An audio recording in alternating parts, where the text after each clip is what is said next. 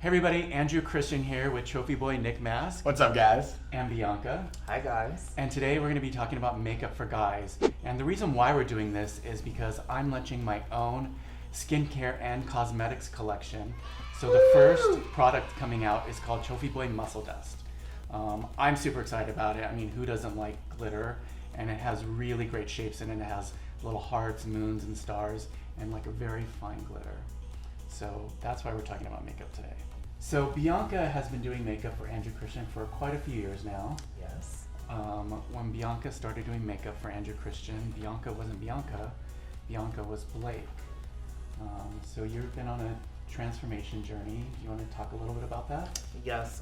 In terms of makeup, ever since I was 3, I just knew that I was a female. I knew that I was a girl. I never felt like I was like other boys. I just knew that I was different.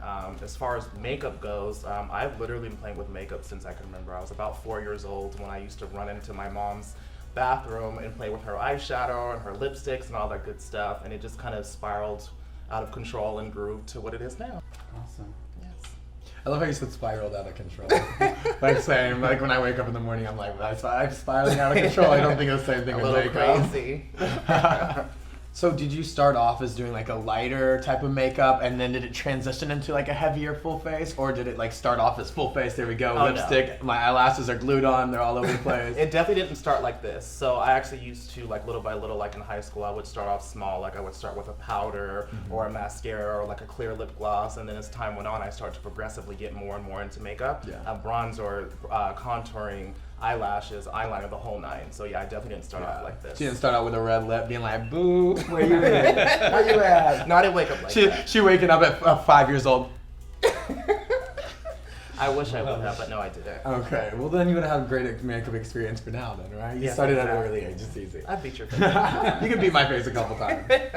So today we're going to do mask, butch, Yes. daytime realness makeup. You're going to demonstrate on me, myself. Yes. And I feel like a lot of guys are still kind of scared of makeup, but you know, a lot of guys wear makeup, you Yes, know? especially more so now. Evens out your skin tone, makes you look a little more fresh and a little more camera ready, no filter needed. Yes. All right, Bianca, what's the first step of mask makeup? Well, the first step to any type of makeup, whether it's mask, feminine, in the middle, androgynous skincare, I cannot stress the importance of skincare enough. So you definitely want to start off with a good moisturizer, whether it's high-end or drugstore. I'm going to go ahead and start off with this. I definitely agree with you. I moisturize religiously. It's so important. And it doesn't matter what type of skin you have. I'm oily, so a lot of times people will think oily skin, I want to avoid that. No, it's very important. I've had moisturize well. friends be like, "Oh, I have oily skin. I don't moisturize," which I think is not the right No, thing to do.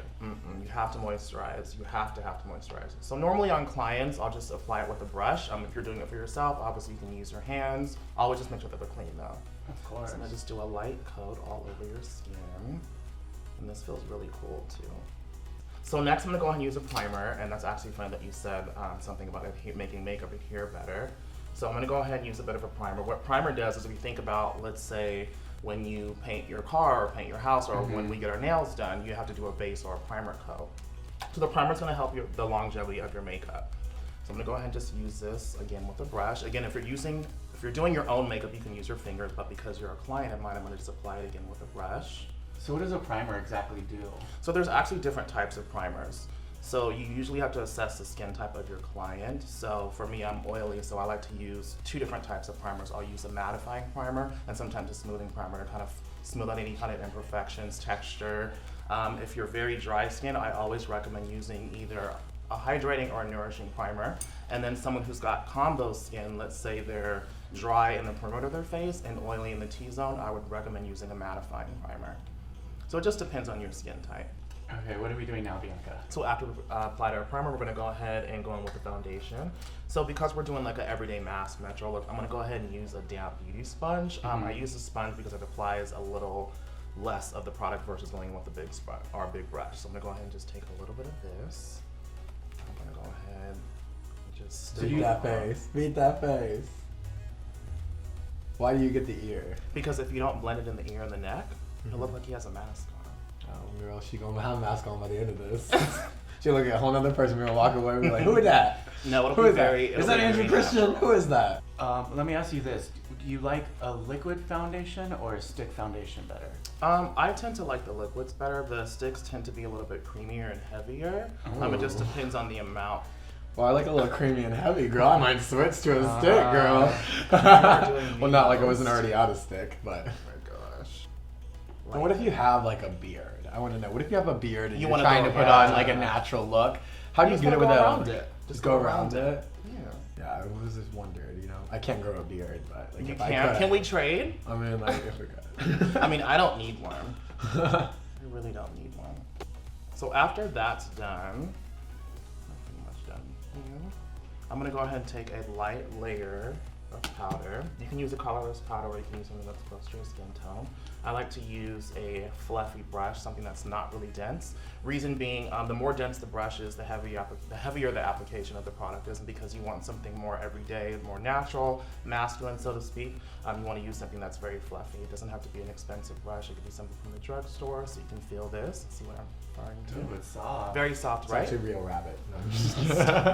So I'm gonna go ahead Cruelty and free. We're cruelty free. Everything's fine. So I usually like to use a loose powder, and what I'll do is I'll go ahead and take the brush in here, and I'll tap off the excess. So you were talking a little bit about it doesn't matter about the brush. You can use a drugstore brush and it'll be expensive. What about the product itself? Same thing. Same thing. It doesn't have to. And I think especially for someone like maybe like yourself or someone that's going into just starting out with makeup, it can be overwhelming and feel like, oh, I have to spend $70 on a bronzer or a face powder. It's not really necessary, especially if you don't know what you're doing. So you can still get the same pretty much desired look by using lower end products. You just have to know what you're doing. So in order to kind of get rid of any type of excess powder or product, I'll just run a clean spoolie through his brows. Does it actually clean the brows off completely? Yeah, so you can actually wet it, or you can use a clear brow gel, which you don't really need because you have beautiful brows. I got brows for days. You do. I'm gonna steal them too. But that's all you need for an everyday mask look. It doesn't take a lot of product. It doesn't take a lot of effort. It can literally be done within 5 minutes. You just need a few products. Like I said, they don't necessarily have to be high end. You can start off with drugstore and achieve this very same look that we have here. So I hope you guys enjoyed today's mask makeup tutorial. For more videos, Go to andrewchristian.com, like, comment, subscribe down below.